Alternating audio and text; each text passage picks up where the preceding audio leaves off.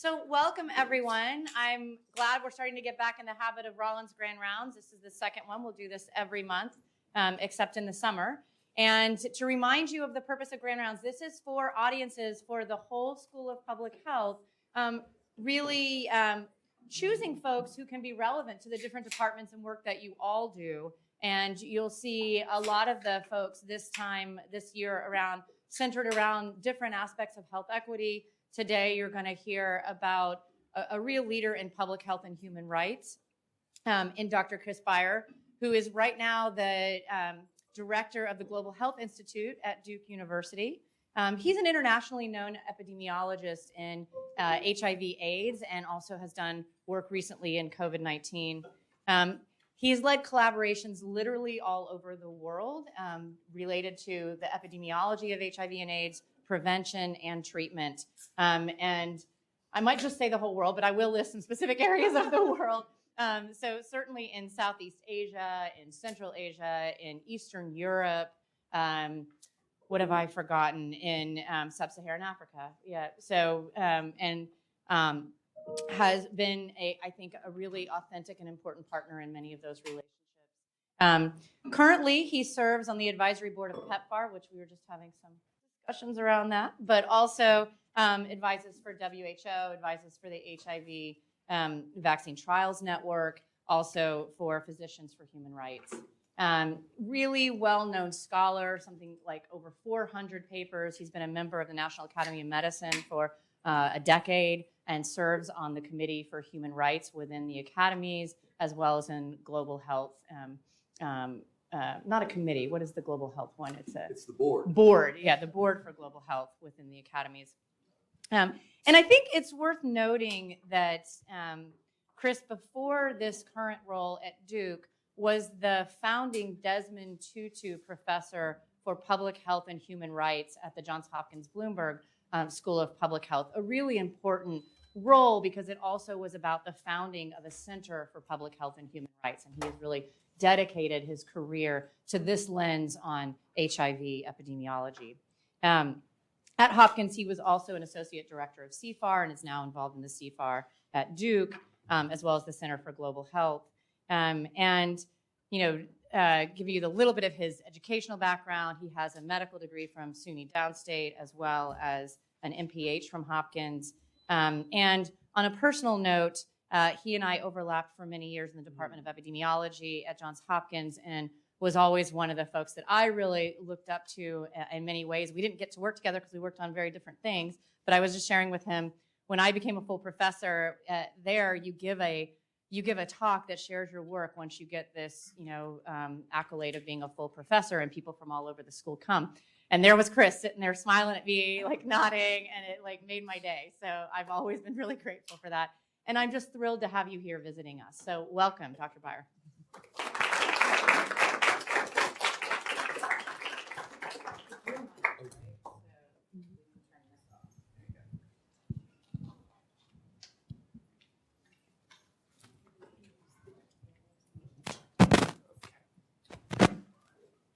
So now I get to say something I've never said before.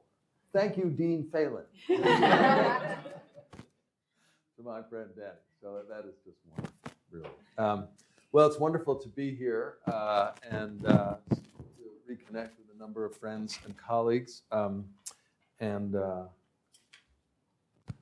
What I wanted to talk with you about today is, I think, a really challenging area in global HIV. And you would think that after 4 decades in this pandemic, we would, first of all, have had really good and easy ways to measure HIV incidence, which we don't, and that we would be doing better in taking on the challenges of incident infections, new HIV infections. But they remain high, as you'll see, and what I'm going to present to you today, I think, is some epidemiology by my old group at Hopkins, by Patrick Sullivan, of course, who's here in the Department of Epi, but also from a number of clinical trials, and really try and give you something of an idea of a new way of looking and thinking about incidents that hopefully will help us all address this pandemic a little better.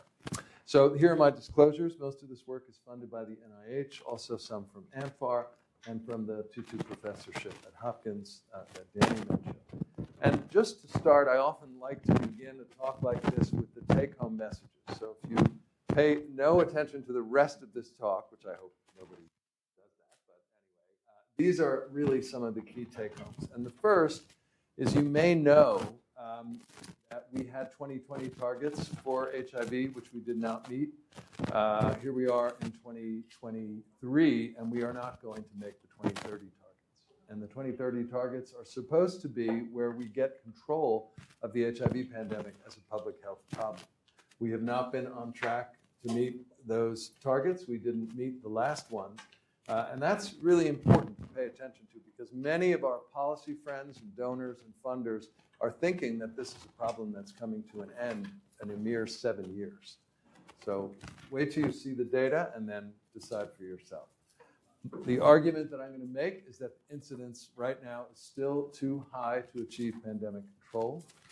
The social determinants of health and the social determinants of HIV are really the principal barriers that we are facing, along with some others. But we now have fantastic treatment. We have powerful, impactful biomedical prevention. We have an incredible toolkit, and yet we're not there. And I just want to highlight, and I'll show you data particularly from gay and bisexual men and also transgender persons and women and girls in sub-Saharan Africa, where we have really good data, current data on incidence, and where I think you'll see some of the problems are. This is an estimate from UN-AIDS. It shows the whole curve of the HIV epidemic. The blue area around that line is the 95% confidence interval. So you can see that the epidemic really peaked in the early 90s and has been on a slow declining trajectory of incidence. But here is where the target is supposed to be in 2025. We are way off from it. And if you project that out to 2030, we obviously are not going to get there. Now, when you break this out, these are the incidence curves by region from the most recent UN-AIDS report. It turns out that there are a number of places that are doing pretty well. And then there are 2 regions in the world where the HIV epidemic is still expanding, still in expansion mode. So for the epi students out there, what are those 2 regions? Who can read this? Anybody know what I'm talking about? Eastern Europe and Central Asia. Bingo. One is Middle East and North Africa. Get the bonus point as well. Yes, that's exactly right. And those are very problematic and troubled regions. In fact, when you look at the Eastern Europe, Central Asia, 2 countries account for almost all of that. It's Russia and Ukraine. And obviously, they are very busy right now and not focusing on HIV. Now, we, of course, have a new tool, pre-exposure prophylaxis. This is data mostly from oral pre-exposure prophylaxis. But what you're looking at here is basically data from 2021, where, again, it's from the latest UN-AIDS report. The blue is where we think people are in terms of PrEP access, and the red is the targets. And as you can see, nobody is anywhere near the targets. Asia Pacific, arguably off by the farthest margin there. And when you look at this overall, you see where we are with this very slow increase in the number of people on PrEP who could benefit from it, and where the target was aimed at. And this is essentially telling you that the PrEP rollout is way more problematic, challenging, and difficult than anybody thought it was going to be. So let's talk about women and girls. I love this image. I took that photo, but what it's from is one of the mobile trailers in a township in South Africa where programs are being run. And this is by some of the girls participating. It's kind of their vision of themselves, which is, I think, modern, beautiful, exciting. And we really wish that the outcomes were better. What I'm going to start with is data from the ECHO trial. So people, some of you, anybody familiar? Who's familiar with the ECHO trial? Anybody doing maternal child health? Okay, a few of you. So ECHO was a trial, it was meant to be a definitive trial to answer a very fundamental question that had been a troubling observational issue for many years. And that was that it looked like women on injectable hormonal contraception, Depo-Provera, might have an elevated risk of HIV acquisition. And if you're looking at the poorest countries in the world, and you're looking particularly at sub-Saharan Africa, that is by far the most common form of contraception. So if it led to an HIV risk, that's a problem. And there were a lot of ecological studies that suggested maybe it's a modest risk, maybe it's not. And so ECHO was an attempt to answer this definitively, published in The Lancet. And what it did essentially was enroll women of reproductive age, sort of ordinary generic women, sexually active, looking for contraception, who would be willing to be randomized to one of these three preventive tools. So basically Depo-Provera, the injection, an implant, hormonal implant, or an IUD, which are kind of the three standard, studied and safe methods for contraception. Now, the power of this, first of all, this is just to say the unmet need for contraception in this population is huge. This is sub-Saharan Africa highlighted there. You can see that it remains one of the areas where women really have unmet needs for contraception.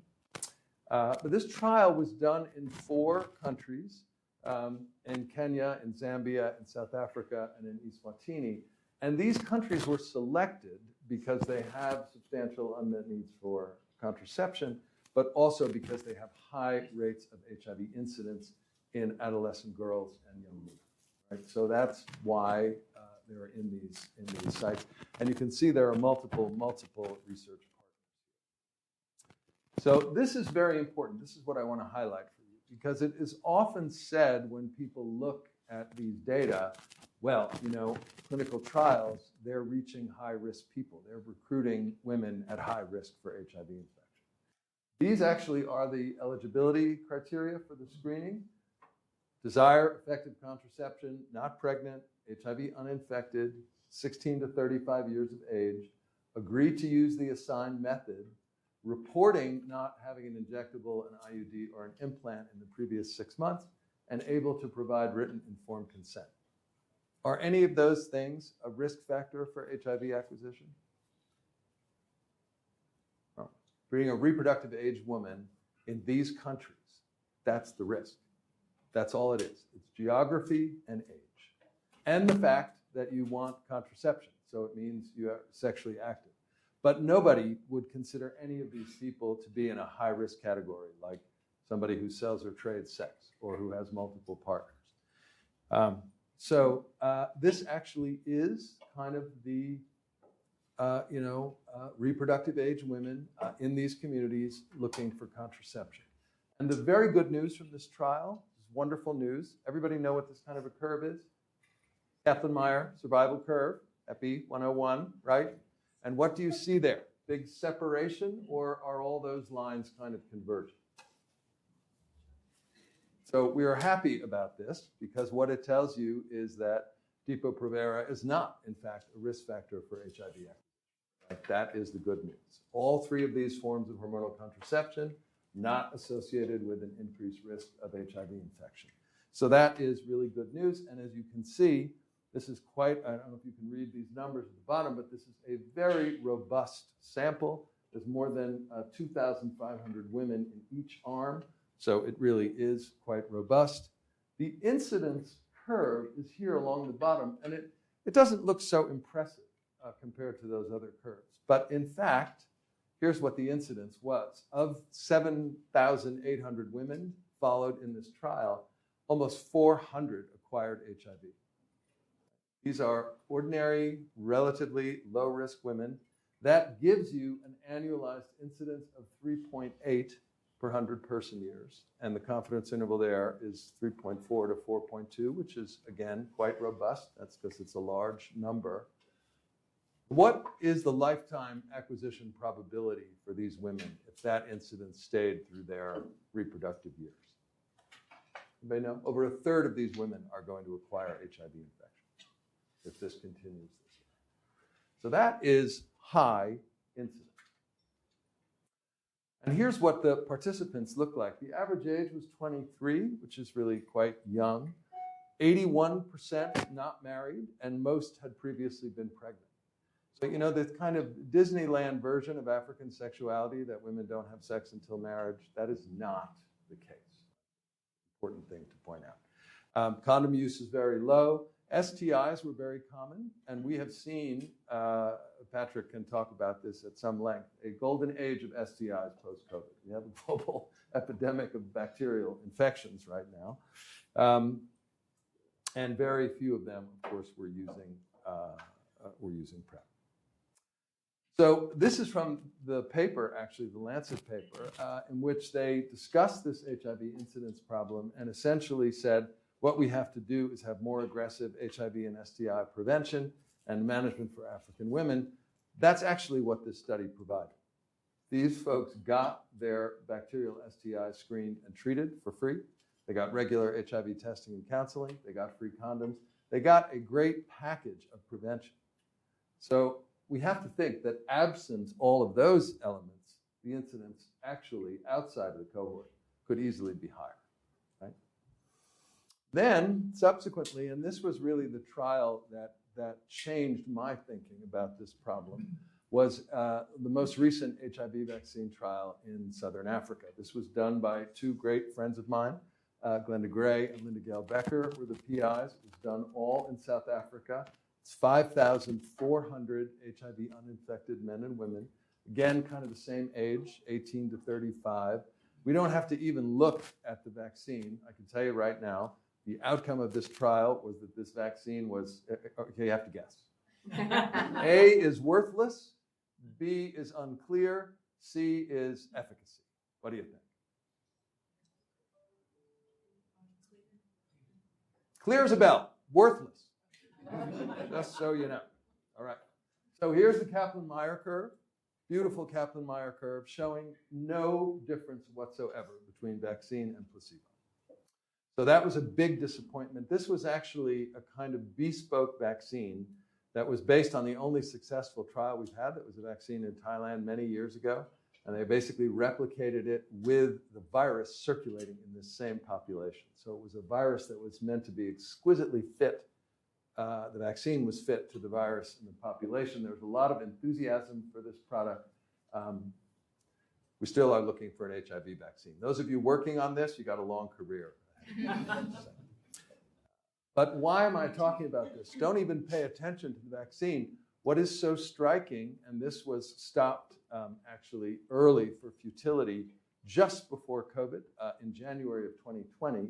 I happened to be in South Africa at the time. It was just the saddest day when we opened up those emails and saw that Kaplan-Meier. But here's the incidence. So what you have is women in red and blue, placebo and vaccine. And again, of course, because the vaccine didn't work, the placebo and the vaccine arms are identical, right? And men is the lower curve, these two curves.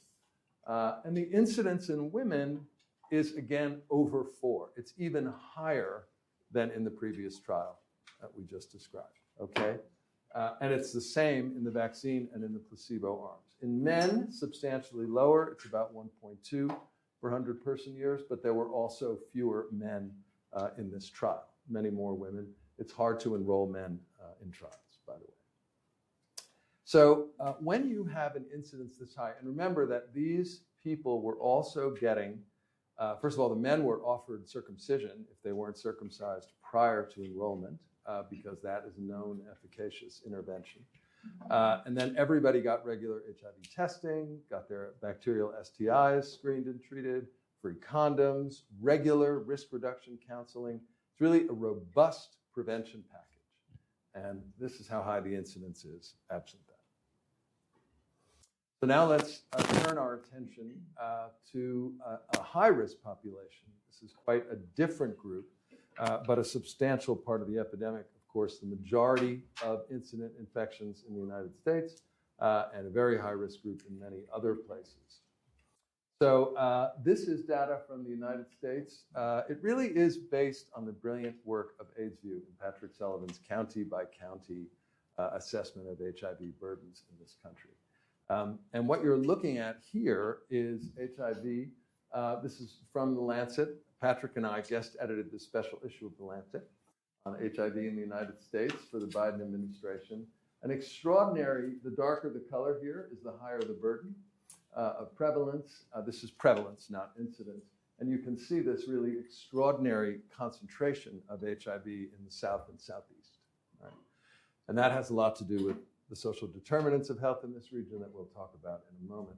This is what the incidence map looks like, and you can see it's really very similar. The darker the color, the more incidence. There's a sort of cluster in LA, but Florida, Texas, states that, by the way, have or have not expanded the Affordable Care Act through Medicaid. Yeah. Thank you. This is a very smart person. Okay, yeah. So, and then in this smaller figure, what you have is an estimate of incidence. This is from the CDC.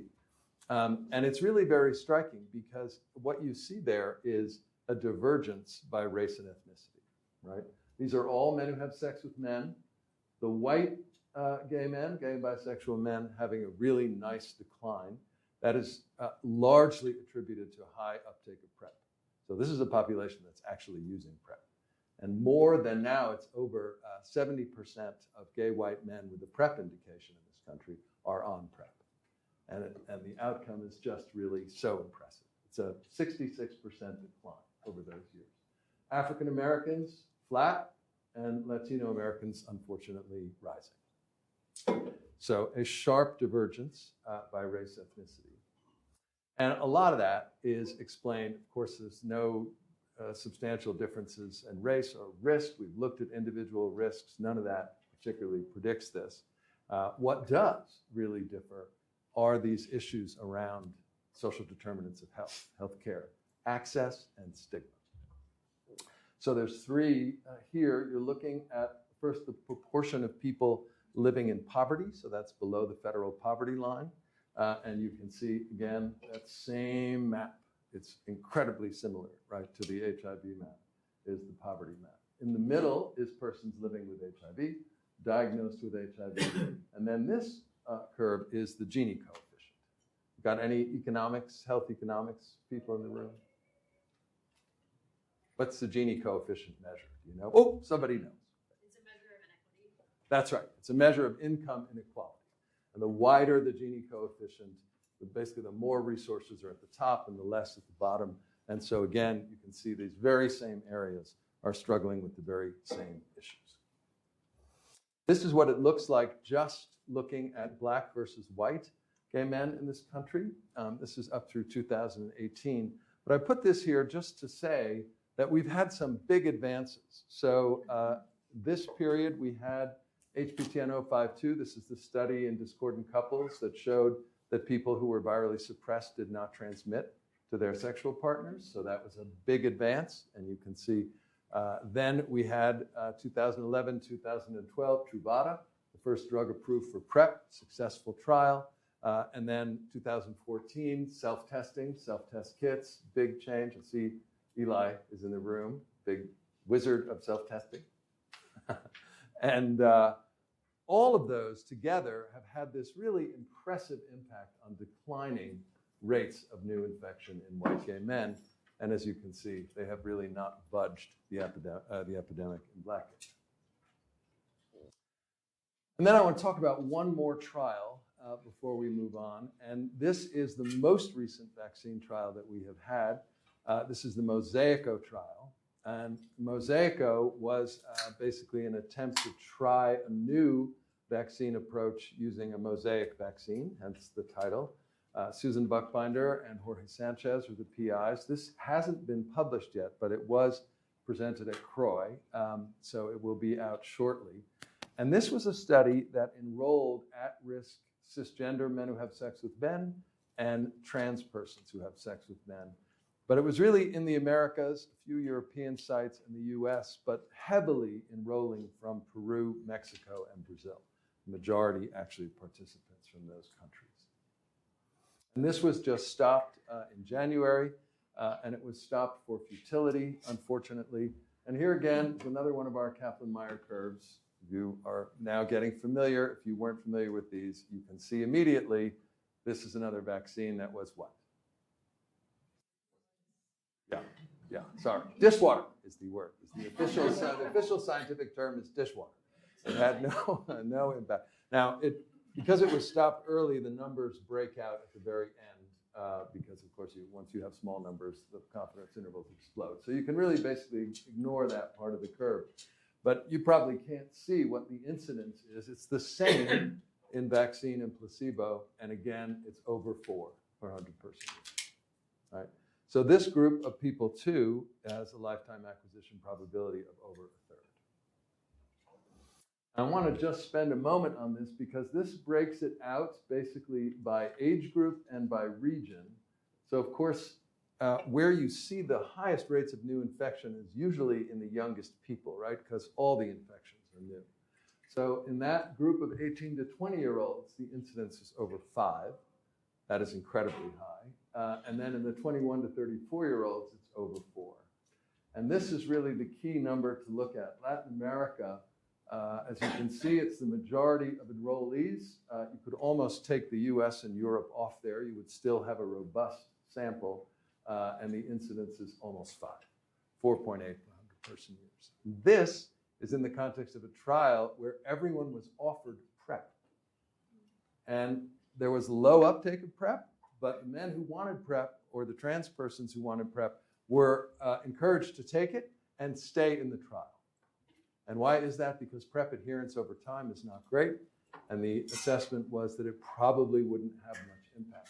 So this is the incidence in a population that has access to PrEP, and by the way, where all of these countries have good and robust antiviral treatment programs. So people living with HIV are getting treated. Are you hearing a recurring theme? Well, it's really important to say that most incidence estimates that you will see are just that. They're estimates. They're modeled. The CDC uses models to predict incidence and assess it. UNAIDS is reporting modeled incidence. The difference here is that these are from the placebo arms, or in the case of useless vaccines, the vaccine arm as well, of trials, of people who actually are seronegative at baseline and followed prospectively. This is not an estimate. These are real people, unfortunately, acquiring real HIV infections, which they're going to now have for the rest of their lives. So it's really important to think about that and the implications of that, because we have people and policymakers and decision makers walking around thinking we are about to end AIDS. And what we are likely to be doing is ending the funding for AIDS. That's not the same, okay? Get that. Now, when we look at where it is for gay men in sub-Saharan Africa, things get even more troubling. This is work by my old group at Hopkins. It represents 10 years of sampling in 10 different sub-Saharan African countries. I won't go through the list, but they're all listed here. And altogether, it involves sampling in over 8,000 African men who have sex with men. And one of the beauties of this work is that we used a consistent methodology. These were all sampled through respondent-driven sampling. We used consistent questionnaires. The measures are the same. The biological testing is the same, such that we can really make comparisons and we can pool these data. And of course, when you're able to do that, you really get some power. So this is an analysis. This was just published in The Lancet and caused quite a stir at the International AIDS Conference this summer. Carrie Lyons, PhD advisee of mine, just finished now, is the lead author here, did phenomenal work on these. But essentially what we looked at was the prevalence of HIV, the burden of HIV, compared to communities and countries in which, for example, same-sex behavior between consenting adult men is criminalized. Right? And many countries continue to criminalize to criminalize same-sex behavior based on the thinking that if you decriminalize this, more people will engage in it. And I know it seems strange, but nevertheless, it's a widely held belief. And what we looked at was the effect that that had on HIV, and it turns out that men are 5 times more likely to be living with HIV in countries where same-sex behavior is criminalized. They're 12 times as likely to be living with HIV where same-sex relations are actually prosecuted, which is different from there just being a law on the books. So that's a dose relationship, right? And of course, where there are legal barriers to organizing, to having an NGO, to having an LGBT rights group, 10 times as likely to have HIV infection. We then looked at an index, essentially. This is, again, from the same paper. It's a different analysis, but just basically looking at the disparity in prevalence between men who have sex with men and other men in the same population. And you essentially see these same enormous disparities replicated. Now, for many of you who haven't done a lot of this kind of epi work, it's very rare that you get a disparity that's not twice or 3 times, but 18 times higher. That doesn't happen every day. These are extraordinarily powerful impacts. They are not soft impacts, right? They're very powerful. And I reflect on this because I love this quote. It's from a French sociologist from the last century talking about social determinants.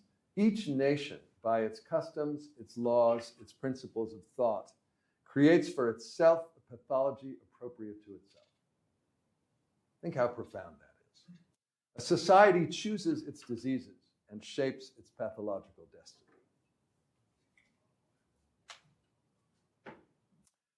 And that leads us to neonatal syphilis. So hopefully all of you saw, the CDC just put this out last week, that we are in the middle of a neonatal syphilis epidemic in this country. Neonatal syphilis is a disease that should not happen, that really is a symptom and an outcome of healthcare system dysfunction and lack of access to healthcare, lack of access to prenatal care. This is 2012 to 2022, a 10-fold increase in infants born in this country with neonatal syphilis. Now, syphilis is also, of course, profoundly interacts with HIV. They potentiate each other. Syphilis is a more serious disease if you're living with HIV, and if you happen to have syphilis, it facilitates transmission.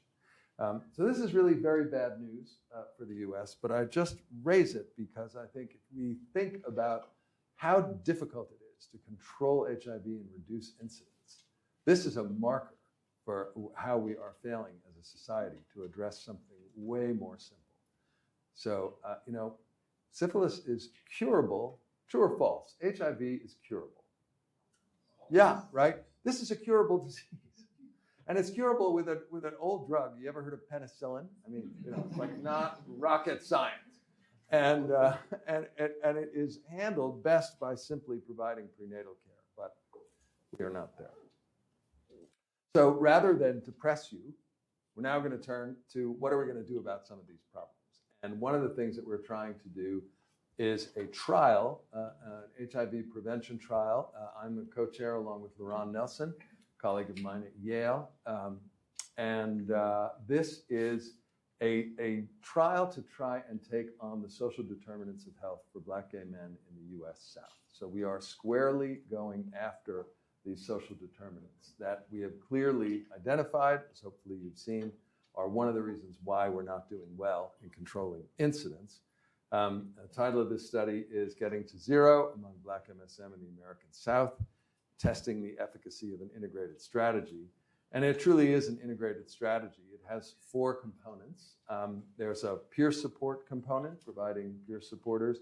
There's a social media influencers component, using social media, particularly to get to young men, which is where they often are. There's a health equity component that actually is around building advocacy in communities to take on these social determinants. And then there's this intersectional stigma reduction.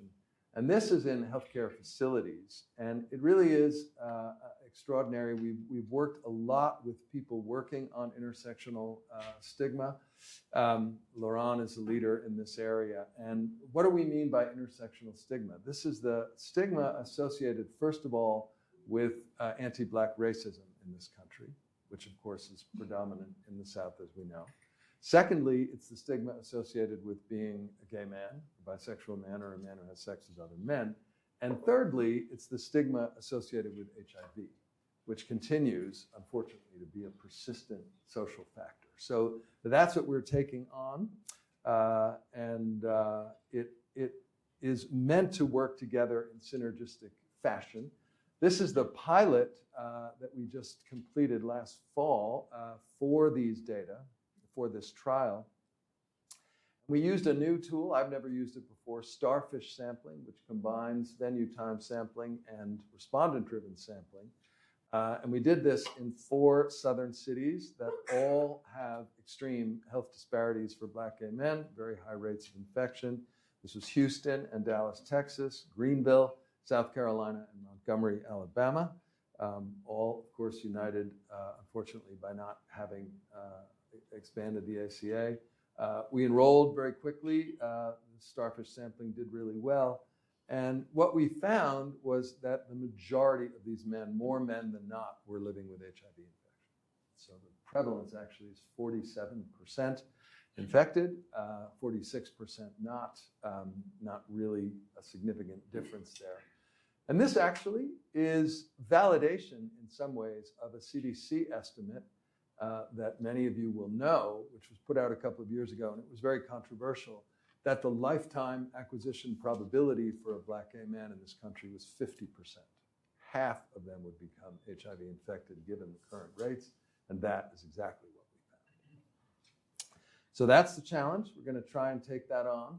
And I have to say, because I've just moved last year from Maryland, which was an ACA expansion state, where Johns Hopkins is, to North Carolina, that one really other positive thing to say is that North Carolina has joined the civilized world and is another one now of the 40 states that has expanded Medicaid through the ACA. And that, of course, means also that PrEP is going to be much more available for these folks. So that's also the trend we need to be on and very encouraging. So I would say there's just a couple of things to close with. The first is I hope I've really made it clear to you that if you look at randomized control trials, which are the best data we have on incidence, you really can see quickly that both for gay men and for East African women and girls, we are not on a trajectory to control this epidemic. In fact, the incidence, we're about to publish this in Nature Reviews, the women and girls data, it has not declined in 15 years. We looked at HIV vaccine trials over 15 years. No decline. So that means we're not going to get there by 2030. We really have to deal with these social determinants of health. They are undermining all of our efforts. And I think that what this means is that the next generation of HIV interventions, preventive interventions, of course, are going to have biomedical components, but really can't ignore the social determinants. We have to take them on. They have to be intervention targets, and we have to start making real change for people's lives. Lots of people to thank. The 702 data is from my South African colleagues, and the ECHO data is from Helen Reese and her colleagues. Susan Buckbinder shared the Mosaico data, which I greatly appreciate.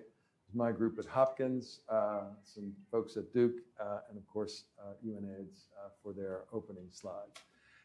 So let me try and just bring this together briefly, and I don't know if we have time for questions. How are we doing time-wise? We do? Okay. And just say that it's going to be challenging to move the bar and to reset. Once you've set these kind of goals and you have governments and ministries of health and NGOs and community groups all pushing for this, to look at the data and say, we are not going to get there, and we're not on a winning trajectory. And this is going to take redoubled effort, and it's going to take a refocus, and maybe down the road, it's actually going to take an HIV vaccine. That is part of somewhat the implications of what I'm saying to you. And as you can see from the recent trials, it's a long way off. Our current technologies have just not been able to deliver. But of course, vaccine technology is changing fast, as we all know. But I hope that this isn't despairing for you. I hope that this really gives you a sense of how much work there is ahead to do, how important it is to do that. And there's a long history in infectious diseases of declaring premature victory. We have eradicated malaria at least 3 times in the 20th century, and it's still with us. So we can't do that. It's too important. And we care too much about these people in our communities. We really need to get control of this epidemic. So thank you for your attention.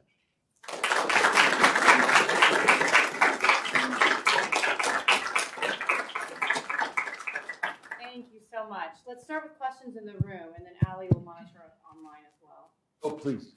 When you were showing the maps of HIV incidence and prevalence in the US, Yeah. how come data were available for certain counties in Kentucky, but not the entire state? Yeah, well, you have to ask Patrick that question. Those are really his data. But, you know, there used to be more serious reporting issues. For years, the HIV surveillance that CDC put out was only from 37 states and territories. All 50 did not report. This is actually the most complete data we've had, but there are still some gaps. When you get down also into small rural counties, there are some places where county departments are reluctant to report risk factors because there are a small enough number of people that there might be disclosure issues. That's a good question. Please. And then I'll get to you. Your big issue that incidents, there are some particular populations that appear to be more vulnerable. Intervention still looks towards those targeted populations that appear more vulnerable. It's just Well, so I really showed you data from two different populations, right? So women and girls in sub-Saharan Africa. And those are, you know, women and girls of reproductive age coming in for contraception. So they are, as it turns out, quite vulnerable. They're generally not defined as vulnerable populations. Some aspects they are. The other group, you know, gay men and bisexual men and trans persons have very high HIV burdens. We've known that for a long time. You know, in that case, we're very much targeting interventions for both communities. The best news in HIV prevention recently is the injectable PrEP, long-acting injectable cabotegravir, and that is the first agent. Are people familiar with that? That's the first agent that had the same efficacy for men who have sex with men and cisgender women. We have long had lower rates of lower efficacy in women. That's the first product where it was really equal. But it's very new. The rollout is going very slowly. It's very frustrating. And the price point in the US is very high. It's basically over $22,000. Yeah. Then So kind of going off of that, aside Yeah. from access, what other barriers are there to increase the uptake of PrEP? Well, there's a number of problems with PrEP. First of all, it obviously it's very important for people to know their risk and to, you know, feel that this is something that they want to use. So we have seen very good PrEP uptake in communities of gay and bisexual men. We actually assessed, I just published this a year ago with colleagues from Australia and the UK. We looked at where there's evidence that PrEP is working as a public health intervention to reduce incidence. And there is very good data. And it's from gay men in Australia, gay men in the UK, and white gay men in the US. That's it. So, you know, PrEP works for people who know they're at risk and want to use it to reduce their risks. It's been very hard to get better uptake and particularly better adherence over time. And then the sort of holy grail is what's called persistence, which is how long people are willing to do this. And with daily oral PrEP, what we've seen is that particularly for women and girls, persistence is really very low. And by the end of a year, fewer than 15 or 10% in most countries are still on it. And that's a problem because 1 year is not going to change your lifetime trajectory. Right? You really have to be on it for the period that you're at risk. So I think you're next, and then the two folks there. Yeah, please. Yeah, this can feel really overwhelming. Sorry. Saying that Africa is so far behind. In your mind, what one intervention do you think? Because when we look at the social determinants, they are so many. Yeah. So where do we stand? Yeah. I think when you look at the African epidemics, what you see is that we are doing a pretty good job of getting services, a better job to women. And of course, women interact with healthcare because of their reproductive needs and childbearing, really at the key years where they're at most risk for HIV. Those years, men are not interacting with healthcare hardly. And so we have to do a much better job of reaching men, engaging them in care, getting them tested, and if they're living with virus, getting them treated. Because we now know that if you're fully virally suppressed, you can't transmit sexually. It's not that you have a low likelihood. You really can't if you're sustainably suppressed. So I think we've failed in that regard. You know, we built the PEPFAR program initially on a platform. This was kind of the only platform that existed in many countries. And that, as it turns out, has probably not led to the kind of engagement we need. Yeah, that's a lot to do. That's so scary. Well, yeah, we were talking about that earlier. Some of the leaders in the PEPFAR program are here. Yeah, vote frequently and often, and write your congressman. I mean, it's really, you know, this is going to be, it's a battle within the Congress right now, and the administration. Yeah, please. Who is responsible for setting the reduced HIV incidence targets, and then are there any repercussions for not meeting? It's like the one you said for. Yeah, yeah. Well, the idea of setting these targets, I mean, of course, policymakers love targets, right? They're kind of like a management tool, and they're a mobilization tool, and in some ways, you know, they've been powerful. Anybody know what this target is? What I want to know? Sustainable Development Goals. Exactly. Yeah. So this is one that we love. The Sustainable Development Goals. We're not meeting any of those, by the way. Just to say. All right, sunshine. Yeah. I know. Come on, I know. sunshine. I know. But just to say that those particular targets generally have been set by UNAIDS. And UNAIDS, sort of by statute, gets reporting from the countries, the member states that are part of the UN family. It's almost all of them. And then those data are used also to set the funding levels for the Global Fund to fight AIDS, TB, and malaria. So they're not trivial. They're important. The challenge of not meeting them, I think, you know, one thing is, of course, it's an advocacy tool, as I just showed you how far off we are. But I think what happened with the 2020 targets basically is COVID, like nobody was paying attention. So it just came and went. The 2025 targets, now we're going to be a little bit even further off of because of COVID. And we'll see, you know, if people are paying attention. It used to be that we would have these big events at the White House. And remember the World AIDS Day events? You know, I was on the stage with Bill Gates. You know, Obama was president. It was like really, you know, exciting. And then we got sort of downgraded. And eventually it was kind of like a press release and a little thing at the State Department. We really need to get back to that level where people are really paying attention to the epidemic. You've been very patient. Yeah.